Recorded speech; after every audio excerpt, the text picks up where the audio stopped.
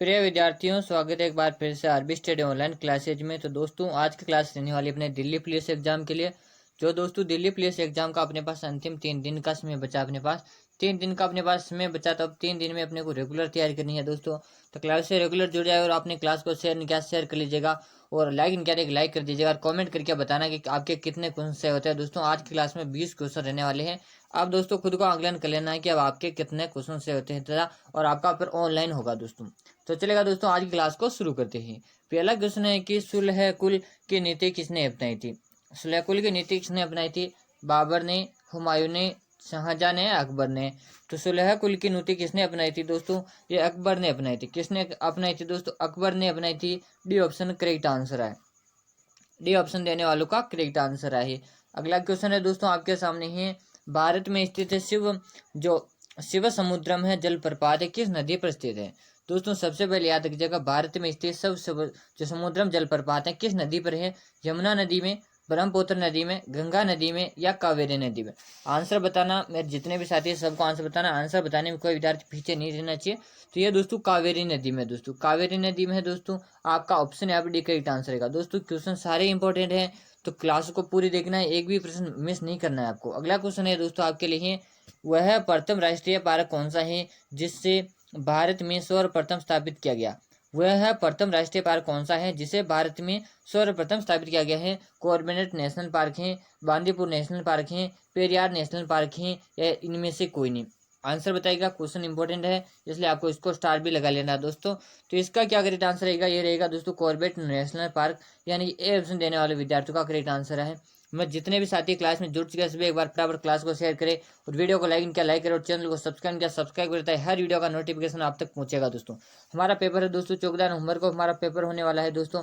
तो अब रेगुलर आप क्लास में जुड़ जाए। हमारी क्लास प्रतिदिन सुबह 7 बजे लाइव चलती है। अगला क्वेश्चन है, भारत में किस शिलाश्रय से सर्वाधिक चित्र प्राप्त हुए? भारत में किस शिलाश्रय से सर्वाधिक चित्र प्राप्त हुए? लेकाहिया, भीमबेटका, गगरिया, या जो आदमगढ़ है दोस्तों। तो भारत में किस शिलाश्रय जो हैं उससे सर्वाधिक चित्र प्राप्त हुए थे दोस्तों? ये हुआ था दोस्तों भीमबेटका, यानी कि आपका ऑप्शन बी ऑप्शन देने वाले विद्यार्थियों का करेक्ट आंसर है दोस्तों। आज की क्लास में 20 क्वेश्चन है, और 20 में से आपको 15 क्वेश्चन अगर राइट हो जाते हैं, मान लो आपकी तैयारी बेहतरीन चल रही है। अगला क्वेश्चन रहने वाला आपके लिए है, अगला प्रश्न है कि कुमी नागा लोक नृत्य किस राज्य में प्रचलित है? कुमी नागा लोक नृत्य किस राज्य में प्रचलित है? इंपॉर्टेंट प्रश्न है। मिजोरम में है, नागालैंड में है, असम में है, या मणिपुर में है दोस्तों? तो किस में है दोस्तों? ये नागालैंड राज्य में। किस राज्य में है दोस्तों? नागालैंड में है। ऑप्शन आपका कौन सा करेक्ट आंसर है? बी ऑप्शन देने वाले विद्यार्थियों का करेक्ट आंसर है दोस्तों। आपको पहली बार में सिलेक्शन लेना है तो रेगुलर क्लास से जुड़ जाएगा। ये वो प्रश्न है दोस्तों जो आपको एग्जाम में देखने को मिलेंगे दोस्तों। अगला क्वेश्चन है, भारत में निम्नलिखित में से किस क्षेत्र में शीतकालीन विक्षोभ से वर्षा होती है? भारत में निम्नलिखित में से किस क्षेत्र में शीतकालीन विक्षोभ से वर्षा होती है? पंजाब में, केरल में, तमिलनाडु में, या पश्चिम घाट में? आंसर बताएगा दोस्तों। तो किस में होती है दोस्तों? ये होती है पंजाब में। ए ऑप्शन दोस्तों आपका करेक्ट आंसर। ए ऑप्शन देने वाले विद्यार्थी करेक्ट आंसर है। अगला प्रश्न है दोस्तों, माउंट डोडा बेटा किस राज्य में स्थित है? माउंट डोडा बेटा किस राज्य में स्थित है दोस्तों? किस में है? तमिलनाडु में है, कर्नाटक में है, पंजाब में है, या हिमाचल प्रदेश में? तो माउंट डोडा बेटा दोस्तों एग्जामिनर का फेवरेट क्वेश्चन है ये, इसको आपको स्टार्ट कर लेना, क्योंकि ये एग्जामिनर पूछ सकता है क्वेश्चन को कि माउंट डोडा बेटा किस राज्य में स्थित है दोस्तों। अगर आपसे पूछ ले कि किस राज्य में है, तो ये दोस्तों किस में है? तमिलनाडु में है दोस्तों, तमिलनाडु राज्य में है। आपका ए ऑप्शन करेक्ट आंसर रहेगा। ए ऑप्शन बताने वालों का करेक्ट आंसर है। अगला प्रश्न दोस्तों, भारत में स्थित मंदार जलप्रपात किस नदी पर स्थित है? भारत में स्थित मंदार जलप्रपात किस नदी पर स्थित है दोस्तों? प्रश्न इंपॉर्टेंट है। नर्मदा में है, ताप्ती नदी में है, महानदी में है, या यमुना नदी में है? तो भारत में स्थित मंदार जलप्रपात है जो अपने किस नदी में दोस्तों, ये आपको आंसर बताना है कि वो किस नदी में है दोस्तों। तो वो दोस्तों नर्मदा नदी में है। किस नदी में है? नर्मदा नदी में है। आपका इंपॉर्टेंट क्वेश्चन रहा है दोस्तों, इंपॉर्टेंट क्वेश्चन है, इसको भी स्टार लगा के रखना है। अगला प्रश्न है दोस्तों, भारतीयों के लिए महान शिल्प मार्ग किसने आरंभ कराया था? भारतीयों के लिए महान शिल्प मार्ग किसने आरंभ करवाया था दोस्तों? बताइएगा। कनिष्क ने, भयन ने, अशोक ने, या हर्ष ने? तो दोस्तों ये कनिष्क ने कराया था दोस्तों, कनिष्क ने करवाए थे। आपका ए ऑप्शन यहाँ पे दोस्तों करेक्ट आंसर है। ए ऑप्शन देने वाले विद्यार्थियों का यहाँ पे करेक्ट आंसर है। अगला प्रश्न है, कावेरी नदी का उद्गम कहाँ से होता है? कावेरी नदी का उद्गम कहाँ से होता है? अमरकंटक से, महाबलेश्वर से, या ब्रह्मगिरी पहाड़ियों से, या त्रिबंक पहाड़ियों से दोस्तों। तो कावेरी नदी का उद्गम कहाँ से होता है दोस्तों? यह होता है दोस्तों ब्रह्मगिरी पहाड़ियों से होता है दोस्तों। और अगर आपसे पूछ ले ब्रह्मगिरी की जो पहाड़ियाँ कहाँ हैं, तो कर्नाटक राज्य में दोस्तों। किस में है? कर्नाटक राज्य में। इसको आपको याद कर लेना है। अगला प्रश्न है, अगला प्रश्न आपके लिए है दोस्तों, निम्न में से किस प्रकार के चट्टानों में जीवाश्य पाए जाते हैं? निम्न में से किस प्रकार के चट्टानों में जीवाश्य पाए जाते हैं? तो आग्नेय जो चट्टानें होते हैं दोस्तों, उसमें जीवाश्य पाई जाती हैं। याद कर लीजिएगा, डी ऑप्शन आपका करेक्ट आंसर है। डी ऑप्शन आपका करेक्ट आंसर, डी ऑप्शन देने वाले का करेक्ट। अगला प्रश्न रहने वाला दोस्तों आपके सामने। अगला प्रश्न है, सर्वप्रथम शूद्र की चर्चा किस धार्मिक ग्रंथ में मिली है? सर्वप्रथम शूद्र की चर्चा किस धार्मिक ग्रंथ में मिली है दोस्तों? सामवेद में मिली है, ऋग्वेद में मिली है, अथर्ववेद में मिली है, यजुर्वेद में मिली है? तो सर्वप्रथम जो शूद्र की चर्चा है दोस्तों, ये किस धार्मिक ग्रंथ में मिली थी दोस्तों? ये ऋग्वेद में मिली थी। किसमें दोस्तों? ऋग्वेद में मिली थी। आपका बी ऑप्शन देने वाले विद्यार्थियों का करेक्ट आंसर रहता है। अगला प्रश्न हमारे पास है, सबसे बड़ा नदी द्वीप माजुली द्वीप किस नदी पर पाया जाता है? दोस्तों पहले याद रखना, सबसे बड़ा जो नदी द्वीप है वो कौन सा है? माजुली द्वीप है। अब वो किस नदी में है? ब्रह्मपुत्र नदी में है, व्यास में है, नर्मदा में है, या सिंधु नदी में है? तो किस नदी में दोस्तों? वो ब्रह्मपुत्र नदी में है, ब्रह्मपुत्र नदी में है।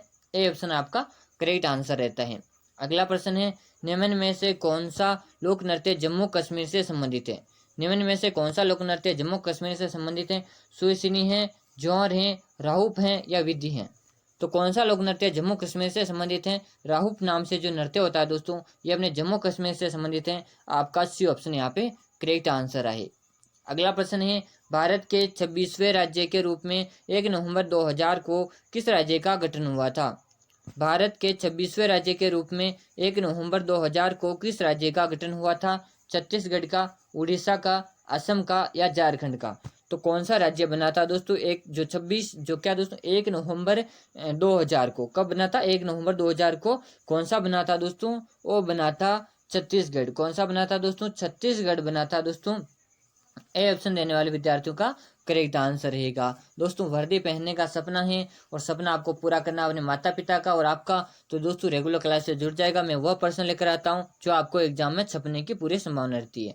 अगला क्वेश्चन है, खेतड़ी किस धातु के लिए प्रसिद्ध है? तांबा के लिए है, लोहा के लिए है, कॉपर के लिए, या निकल के लिए?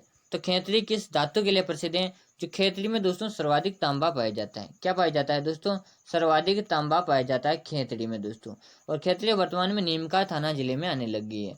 अगला क्वेश्चन है, भारत में जूट का सर्वाधिक क्षेत्रफल कहाँ पर है? भारत में जूट का सर्वाधिक क्षेत्रफल कहाँ पर है दोस्तों? असम में है, पश्चिम बंगाल में, झारखंड में है, या आंध्र प्रदेश में?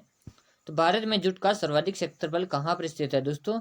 यह आपको बताना है। तो ये दोस्तों पश्चिम बंगाल में है। पश्चिम बंगाल में आपका भी ऑप्शन यहाँ पे करेक्ट आंसर रहता है। अगला प्रश्न है दोस्तों, निम्नलिखित में से कौन सा शहर चंबल नदी के किनारे स्थित है? गलियार, जबलपुर, कोटा, या धौलपुर? तो दोस्तों कोटा जो शहर है चंबल नदी के किनारे आता है। अगर आपसे बात करें कि कोटा किस राज्य में आता है, तो ये राजस्थान में आता है दोस्तों। कोटा किस राज्य में आता है? राजस्थान में आता है। अगला प्रश्न आपके सामने है, भारत में डायनामाइट लिमिटेड केंद्र कहाँ पर स्थित है? भारत में डायनामाइट लिमिटेड केंद्र कहाँ पर स्थित है? हैदराबाद में, चंडीगढ़ में, उत्तर प्रदेश में, या केरल में? कौन सा ऑप्शन करेक्ट आंसर रहेगा दोस्तों? तो हैदराबाद में। कहाँ पे दोस्तों?